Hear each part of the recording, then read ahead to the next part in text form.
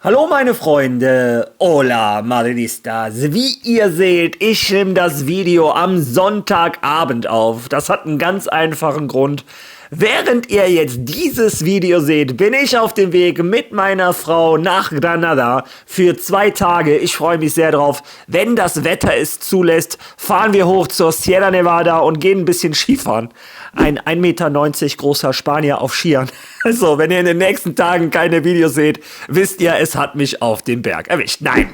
Allerdings wollte ich euch natürlich bei dem Start in die Woche helfen und es gibt viele Themen rund um Real Madrid, die ich mit euch besprechen wollte. So unterhalten wir uns heute unter anderem über Trent Alexander-Arnold. Da gab es ja ein paar Gerüchte und es gibt da gute Neuigkeiten für den Madridismo. Wir unterhalten uns über Endrick, über einen Innenverteidiger, der eine Riesenverstärkung für Real Madrid wäre. Und ich bin ganz ehrlich, ich habe nicht an ihn gedacht. All das und noch viel mehr in diesem Video. Viel Spaß dabei.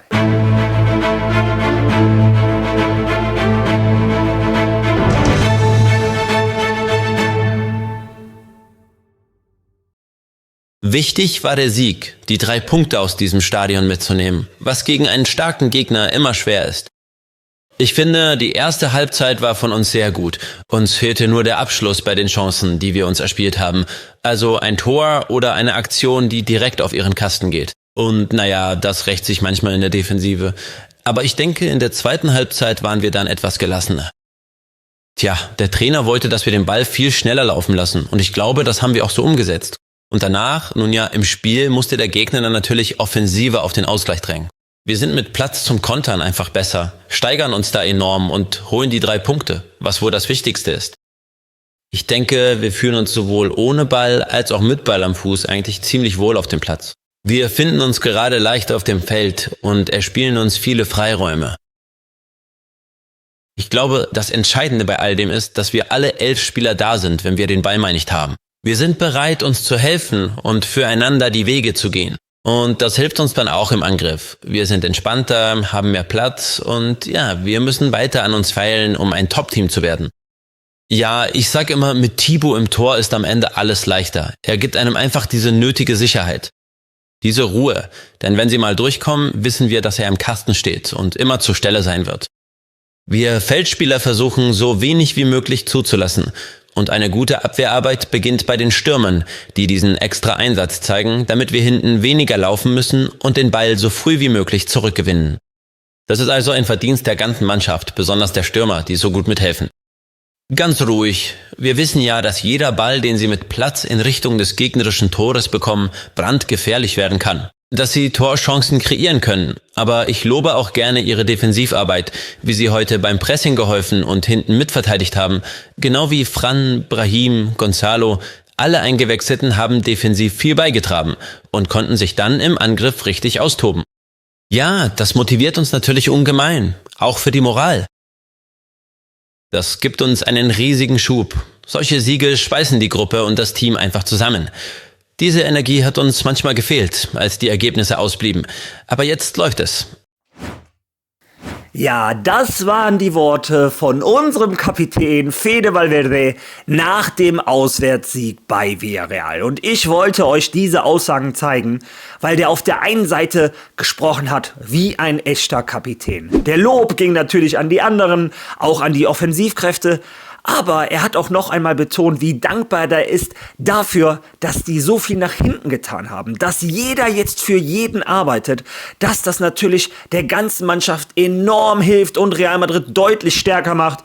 Und er hat auch das gesagt, was wir alle merken oder alle sehen: Wenn Real Madrid Platz hat zum Kontern, sind wir eine ganz andere Mannschaft. Ja, aber vor allem wollte ich euch diese Worte auch zeigen, weil man schon die Handschrift von Arbeloa erkannt hat. Als er mit einem 0:0 bei Villarreal in die Kabine gegangen ist, war er nicht zufrieden. Er wollte mehr. Er hat bei der Mannschaft verlangt, viel schnellere Ballstaffetten zu spielen, den Ball viel schneller laufen zu lassen. Und ich finde, das hat man in der zweiten Halbzeit gesehen. Das war für mich einer der Hauptgründe, warum mir die zweite Halbzeit von einem Camavinga deutlich besser gefallen hat als die erste. Warum? Bei einem Arda Güler läuft der Ball immer schnell. Ich glaube, das brauchen wir nicht sagen. Das ist ja seine große Stärke. Bei einem Bellingham, der hat sich auch schneller getrennt. Man hat viel mehr Kombinationen gesehen. Ja, und ich finde, da sieht man die Handschrift von dem Álvaro Arbeloa. Fand ich sehr interessant. Ja, deshalb wollte ich das mit euch teilen. Bin auch mal gespannt, ob ihr das genauso gesehen habt wie ich. Und ich sehe diese Aussagen und auf der einen Seite bin ich sehr happy. Ich meine, wir haben gerade eine Traumwoche hinter uns. 3 Spiele, 10:1 Tore. Tolle Spiele von Real Madrid. Es ist unglaublich, was Álvaro Arbeloa in 10 Tagen mit dieser Mannschaft erreicht hat. Der hat die Illusion wieder zurückgebracht. Auf der anderen Seite denke ich mir, warum nicht vorher so? Warum nicht unter Xabi Alonso? Es tut immer noch weh. Ja, aber vielleicht ist das so mit neuen Trainern. Das gleiche Phänomen sieht man ja jetzt auch bei Manchester United. Kaum trainiert der Carrick die, gewinnen die innerhalb von 10 Tagen gegen Manchester City komplett souverän. Und jetzt gestern auswärts beim Tabellenersten Arsenal London. Also der Carrick-Effekt in Manchester United, bei uns der Arbeloa-Effekt. Ich hätte nie gedacht, dass der in 10 Tagen so viel verändern kann. Ich bin voller Hoffnung für den Rest der Saison. Auch wenn viele von euch gestern in den Kommentaren sehr kritisch waren. Ich lese euch, ich fühle euch. Naja, mal schauen, wer recht behält. Lasst mich doch optimistisch sein. Wenn nicht, dann gebe ich euch in meinen zukünftigen Videos gerne recht. Ja, wie dem auch sei, bevor wir jetzt zur ersten Mannschaft kommen, ich wollte euch nur die Worte von Valverde zeigen, fangen wir mit Real Madrid Castilla an. Die hatten gestern das schwerste Spiel, was sie haben können. Auswärts beim Tabellenersten mit Abstand Teneriffa. Ja, und das Spiel ist so losgegangen, wie es viele erwartet haben. Real Madrid Castilla war nach 23 Minuten 3:0 am Verlieren. Ja, aber Real Madrid Castilla ist nicht untergegangen. Die haben das 3:1 gemacht. Die haben das 3:2 gemacht. Waren drauf und dran, das 3:3 zu machen. Auswärts beim Tabellenersten. Ja, und dann hat Joan Martinez hierfür eine rote Karte bekommen. Der Schiedsrichter war sich das nochmal im VAR anschauen und hat die rote Karte beibehalten. Und jetzt mal ganz ehrlich, ich möchte eure Meinung dazu in der Kommentarbox. Inzwischen kriege ich, glaube ich, schon Verfolgungswahn oder ich habe einfach eine zu große Real Madrid-Brille. Aber das kann doch keine rote Karte sein. Ja, dann hat Teneriffa zur Krönung noch einen Elfmeter bekommen. Kurz danach gewinnt das Spiel 4:2. Naja, das sind nun mal die Tatsachen. Real Madrid Castilla dadurch aus den Aufstiegsrängen rausgefallen. Keine gute Nachrichten, müssen die im Laufe der Saison wieder einholen. Bin ich gespannt. Lasst eure Meinung zu diesen Elfmeter in den Kommentaren.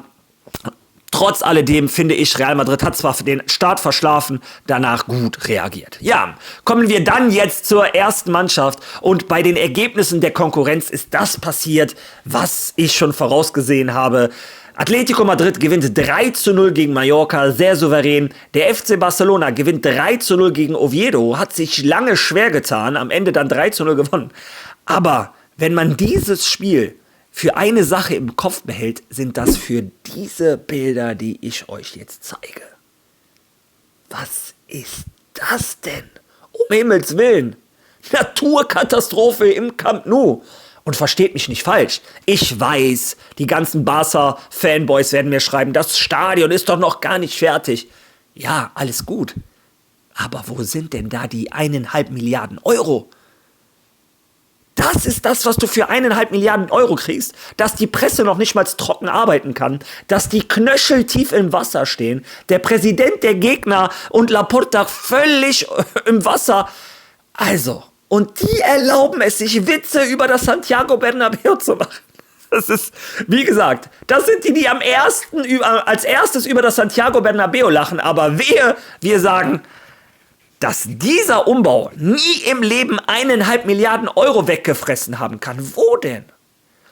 Und es gibt auch genug Bilder, wo es schon aus den Wänden läuft. Da kann mir auch keiner erzählen, wenn das Stadion mal fertig ist, dass diese Baumängel auf einmal weg sind. Naja, wie dem auch sei. Am Ende interessiert uns die Fußballtabelle. Da ist der FC Barcelona wieder einen Punkt vor Real Madrid. Real Madrid nächste Woche mit dem Heimspiel, während Barcelona und Atletico auswärts ran müssen. Weiß Gott, vielleicht gibt es da einen Wechsel an der Tabellenspitze. Ja, und wer da mithelfen möchte, ist unter anderem Trent Alexander-Arnold. Es gab viele Gerüchte um den Engländer. Arbeloa hätte mit ihm geredet und ihm gesagt, ich zähle nicht auf dich, such dir eine neue Mannschaft. Einen Tag danach hat direkt im Marca oder As, einer von beiden, direkt gesagt, das ist absoluter Quatsch. Arbeloa hat mit ihm geredet, aber ihm volles Vertrauen zugetraut.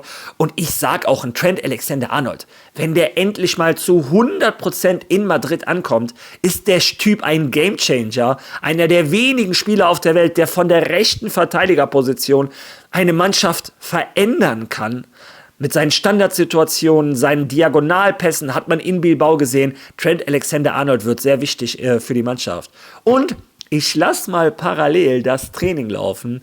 Trent Alexander-Arnold stand wieder auf dem Platz. Und so wie es aussieht, einige vermuten, dass er gegen Benfica schon wieder dabei ist, aber Real Madrid möchte kein Risiko eingehen. Da stimme ich Real Madrid zu. Bitte nicht noch eine Verletzung. Der Junge muss jetzt erstmal verletzungsfrei bleiben, sonst verliert er noch das Vertrauen an seinen Körper.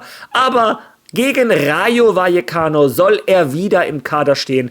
Riesenfreude für mich, Riesenfreude für Trent Alexander-Arnold. Ja, auf jeden Fall eine schöne Nachricht, dass der Engländer langsam auf dem Weg zum Ende des Tunnels ist, dass er bald wieder fit für Real Madrid im Kader steht. Ja, kommen wir von einem, der erst einmal nicht im Kader von Real Madrid stehen wird.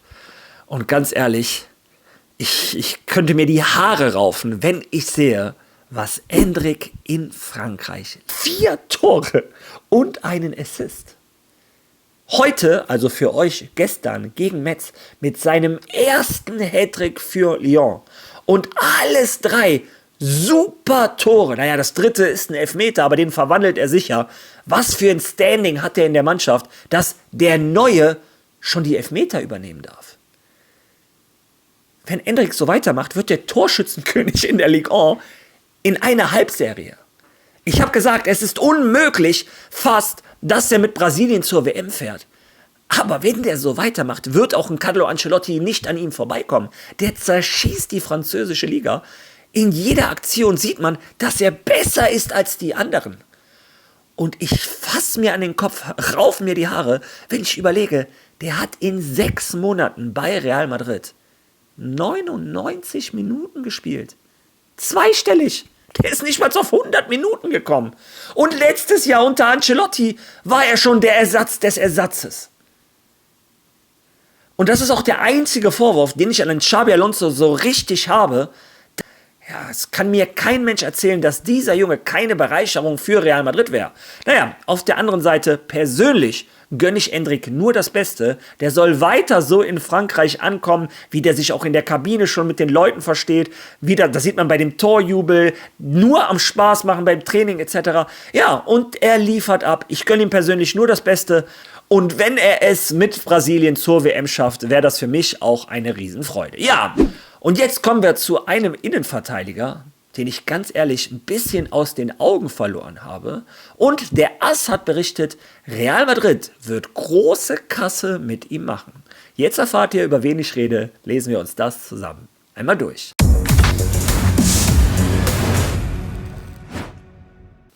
Mario Gila bringt Geldregeln nach Madrid.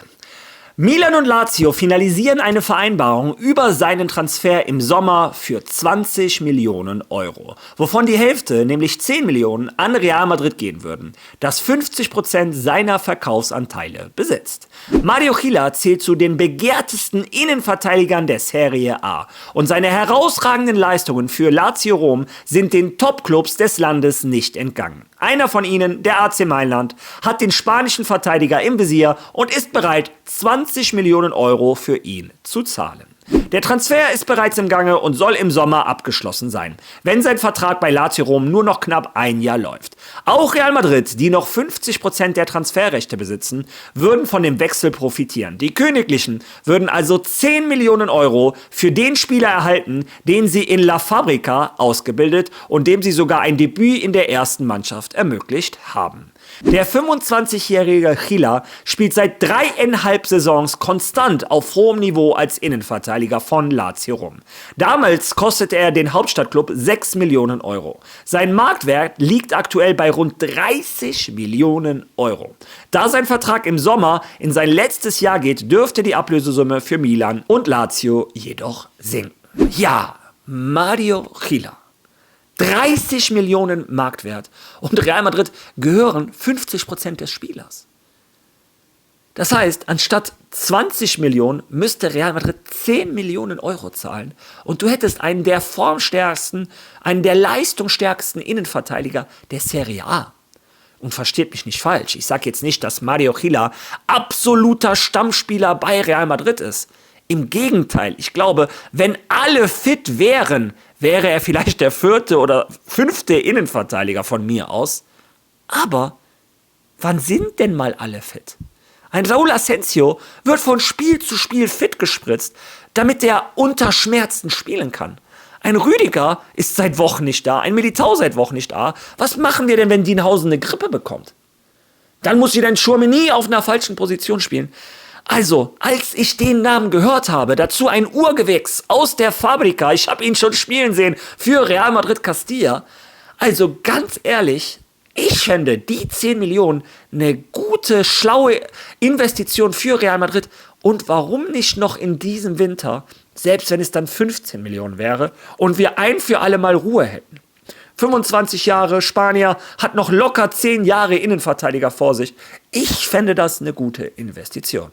Bin ich gespannt, wie ihr das Ganze seht. Ich bin allgemein gespannt. Was sagt ihr zu diesem Video und was sagt ihr dazu, dass ich auf Skiern unterwegs bin? Bin ich gespannt, was ich da so lesen darf. Ja, wenn ihr da was zu kommentieren habt, lasst das in der Kommentierbox. Lasst ein Like auf dieses Video. Teilt dieses Video. Hypen. Wer noch kein Follow da gelassen hat, macht das. Das hilft diesem Kanal enorm weiter. Und wir sehen uns hoffentlich übermorgen wieder. Morgen schaffe ich, wenn dann, nur eine kurze Zusammenfassung. Spätestens übermorgen sehen wir uns wieder. Bis dahin. ¡A la Madrid!